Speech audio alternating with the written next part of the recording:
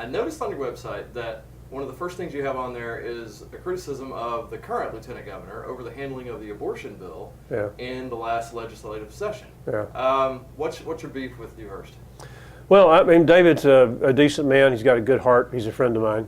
But there's a point, and whether it's lieutenant governor, governor, mayor, president, when after you've been there a while, you lose your impact and effectiveness. It's one of the things that comes with incumbency. Now, on the other hand, you could be land commissioner for life, and most people don't know we have a general land office, so that doesn't really enter into the equation and some of the other offices that people are elected to. So you lose a little bit of effectiveness. And David, he tries to be very accommodating sometimes with the other side, and you can do that on occasion, but on occasion you just need to roll people. And the Democrats would understand that. They have done it themselves. If they're in power, they'll do it themselves again.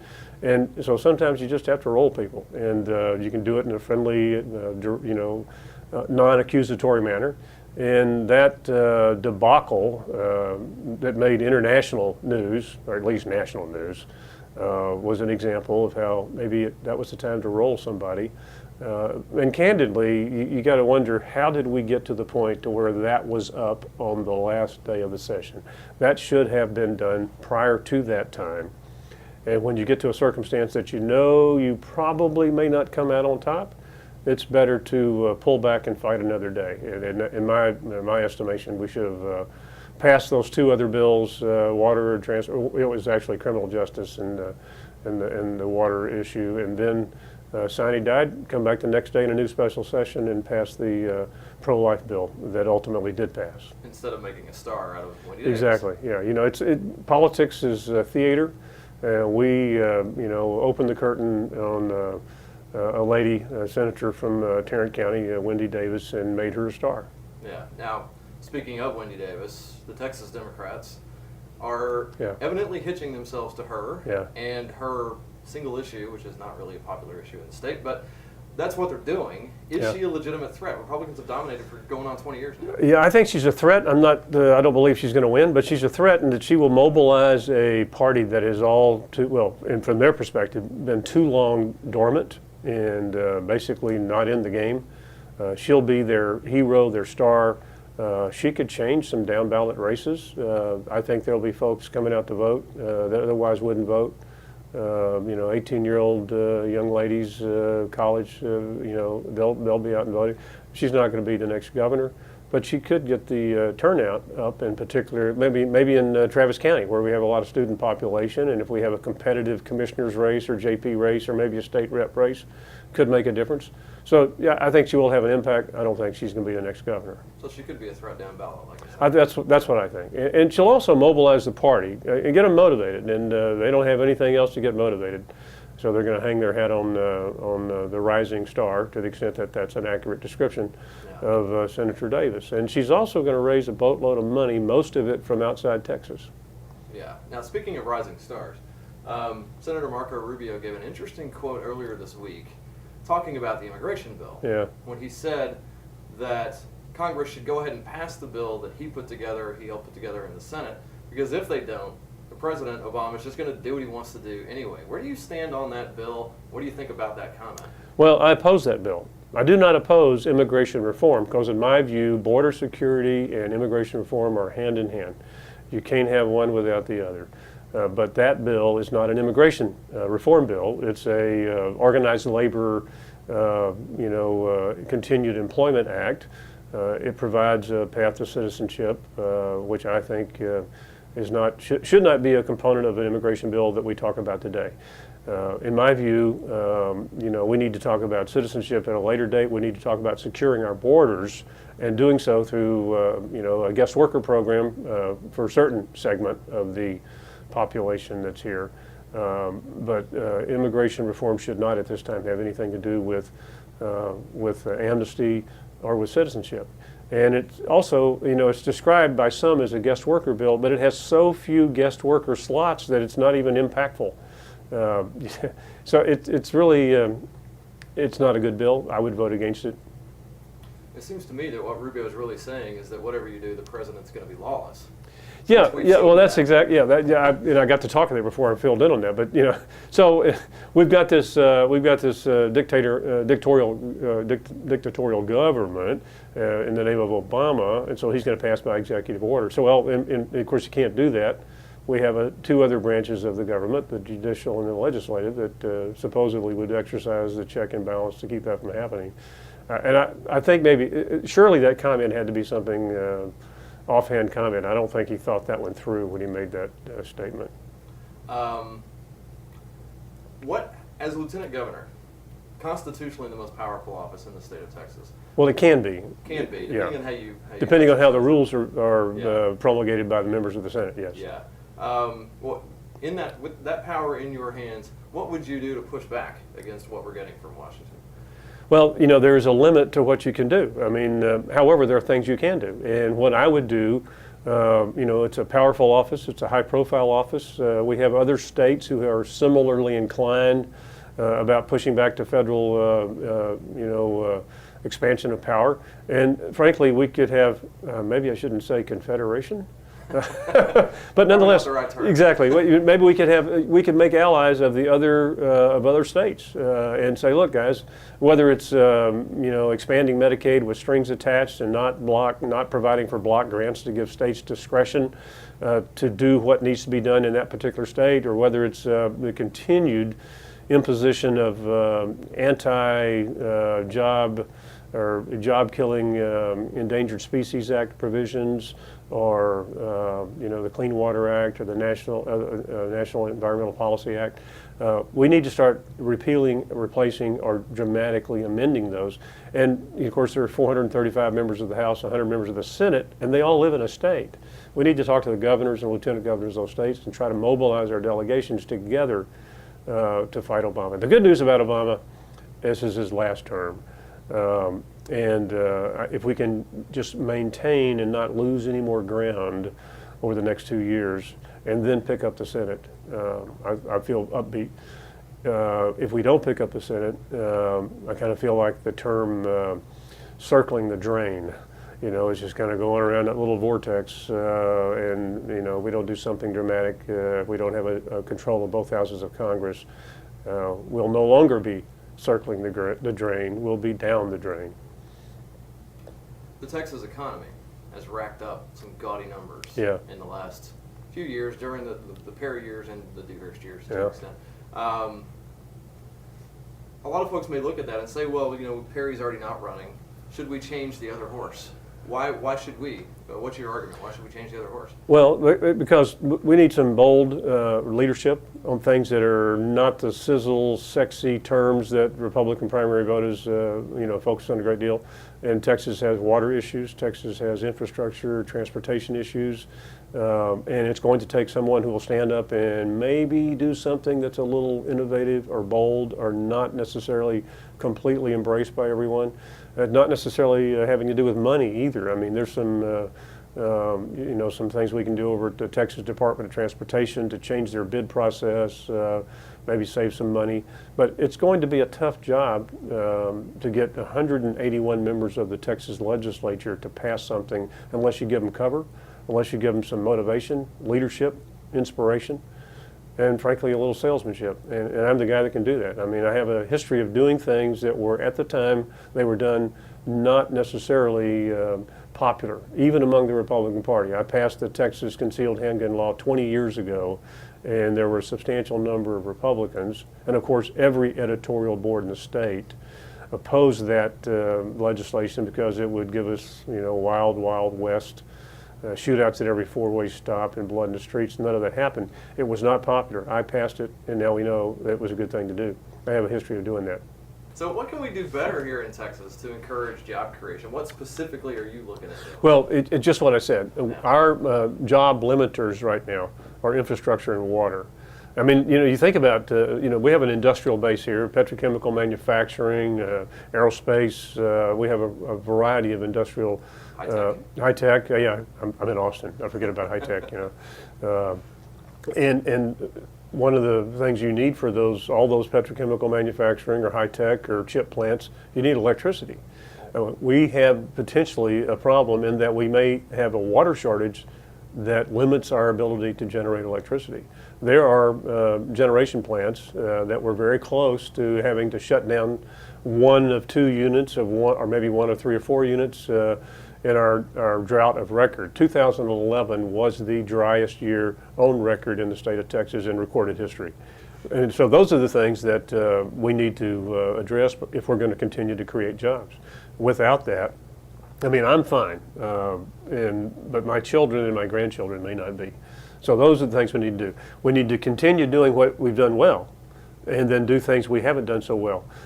We've done well. We've created a predictable regulatory environment.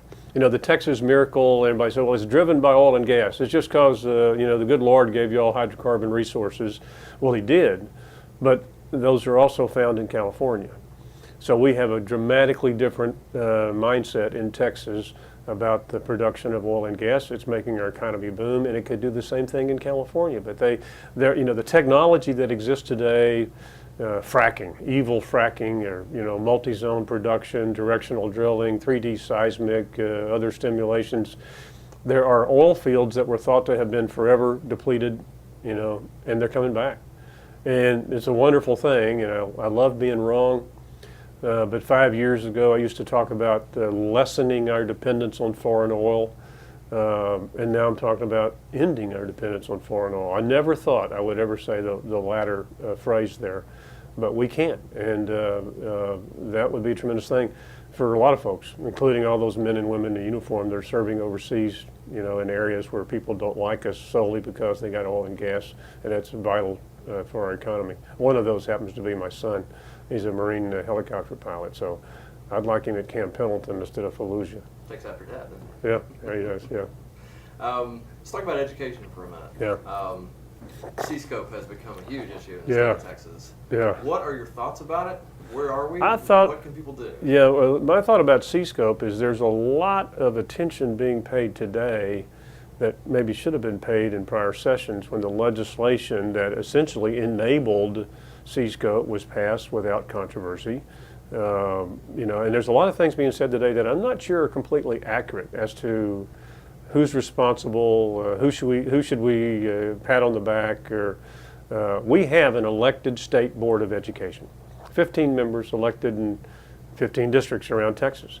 They had at one time responsibility for curriculum and a variety of things, but the legislature has continued to emasculate the SBOE and then take more and more authority to the legislature. And the legislature, you know, comes to town every other year for 140 consecutive days, about 5 months. They don't really get cranking until the last 90 days or so. And they're going to try to solve all the ills in Texas in a 90-day period of time when we've got the State Board of Education that meets regularly all the time, and they should be more so than they are. But the legislature has continued to diminish the authority of the State Board of Education, and we need to get them back in this process. It would be a slower, more deliberative process on curriculum if the SBOE was in charge. More accountable, it sounds like. Yeah, more accountable because that's what they're elected about, State Board of Education. And we have this legislature that's responsible for a myriad of state issues, and the SBOE is focused just on one. Maybe we should use them a little more. I'm going to ask you a really tough question, so brace yourself here. All right. You're known as a strong Second Amendment advocate, which Yes. is a majority position in this state. What is your favorite firearm? My favorite firearm? Yeah. Colt 1911, 45. Why? Well, I carried one in Vietnam. As a matter of fact, I carried my own personal in Vietnam, still have it. In fact, I was shooting it yesterday. But that's the best, well, you know, you could go long gun, handgun, and I guess you could throw in shotgun, but all right. Of all firearms. You covered handgun, Yeah. long gun. Well, of course, it depends on what you're doing, but you can't beat an AR. Sure. You know, one of those nasty black rifles that Madam Feinstein wants to outlaw, along with all other firearms. Right. But an AR, it's utility. It's you know, you can hunt with it. You don't hunt. It's not a very powerful round. I wouldn't hunt mule deer with it, but I hunt feral hogs and maybe whitetails with it. Then a shotgun. I like a side-by-side 20. Good for skeet and hunting. Yeah, it's got a little tradition to it, side-by-side shotgun. And of course, if I was really traditional, it'd have exposed hammers, but I've got several side-by-sides. Yeah. I understand California right now is looking at a law that would turn any rifle into an assault rifle. They would dub it that. Any rifle that has a detachable Magazine, yeah. Well, of course, that would make California dramatically safer. We all know that. Like Chicago. Yeah. Well, yeah. I don't know how that state goes so bad. You have one of your stickers right here I saw as I was walking around. It says Second Amendment, Defender of the Others. Yeah, Defender of the Rest. Yeah, Defender of the Rest. What do you mean by that? Well, the Second Amendment is the defender of the rest, along with, if I had to pick the two that were most necessary for continued liberty, it'd be the first and the second. Because without those two, all the others are in jeopardy. And the Second Amendment is the ultimate leverage for a free people to stay that way. And, there are those who talk about the Second Amendment, and I hear a candidate talk about, I believe in the Second Amendment, I hunt. I got news for you. It ain't got a damn thing to do with hunting.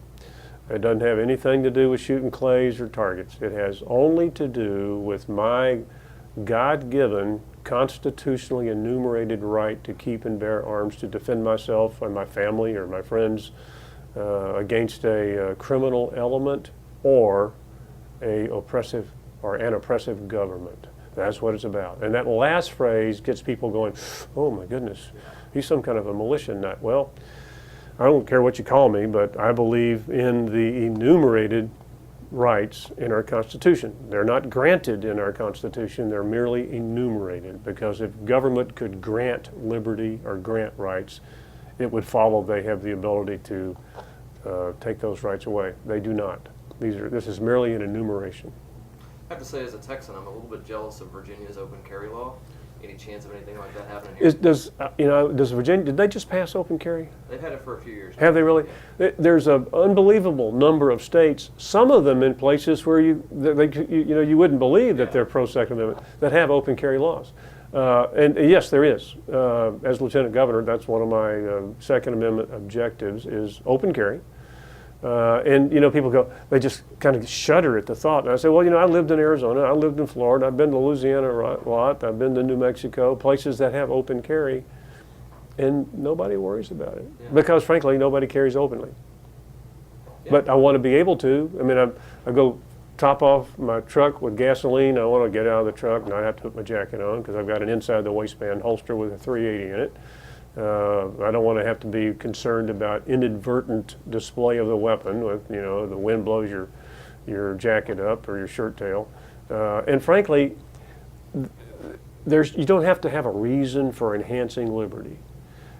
And so when people say, well, what do we need it for? Well, I don't have to show you that I need it. I just have to show you that it's not prohibited constitutionally. And if you could show me a case that open carry results in some, bad outcome, I might consider your argument, but you can't. Yeah. What's the current murder rate in Virginia versus Chicago? Yeah, I don't know, but I suspect that Chicago is substantially higher, which speaks to the issue. The emotion on the gun issue is pretty phenomenal. But when I passed the concealed handgun law in 1993, the first time when Richards vetoed it, the firearms homicide rate per 100,000 population in the United States was 7.07. 2 decades later, I forgot what year, 2010, it was 2.98. That's a 60% decline in firearms homicides. Now I passed the state concealed handgun law, I know that, and I'm giving you national data, but a 60% decline. But what happened in those 20 years? Dozens of other states passed concealed handgun laws, and firearms ownership has continued to increase. So in spite of the doomsday predictions of all the anti-liberty people, we're safer. Now, I can't prove to you we're safer because of concealed handgun laws, but I can categorically, unequivocally state that what those folks said about blood in the streets was wrong. And they're the same ones screaming today about open carry or campus carry or whatever else. This race that you're in is a clash of the titans for Texas politics. I think that's. You got me in that number? Yeah. Okay, absolutely. Good. When you have the sitting lieutenant governor, yeah. You have yourself as Land Commissioner, yeah. You have State Senator Dan Patrick, who has his own talk show, yeah. And you have Ag Commissioner Todd Staples. All four of those, I think it's fair to say all four of you are popular with the base of the party. You've all done well in the offices that you're in. it's a tough call It for a is. Republican voter in the state, Yeah. for a general election voter. Yeah. Why should they back you? Because I'm different. I'm straight. I'm not afraid. I'm disappointed in the tendency of candidates today to have formulaic, consultant-driven campaigns where you avoid taking controversial positions and you're more concerned about the next election than the next generation in Texas. And we have too much of that. We have cop-out campaigning where you go to a group or a venue and you say just enough to make them like what you said. If it's immigration, if you just say secure our borders, everybody's happy. You got to be more specific. I'm the guy that's going to be specific. I'm the guy that's going to be bold. I'm the guy that's not afraid to take positions, as evidenced by everything I've done throughout my career. And that's exactly what we need. We need somebody who will lead, even on controversial topics. I, more so than any of those others, will do that.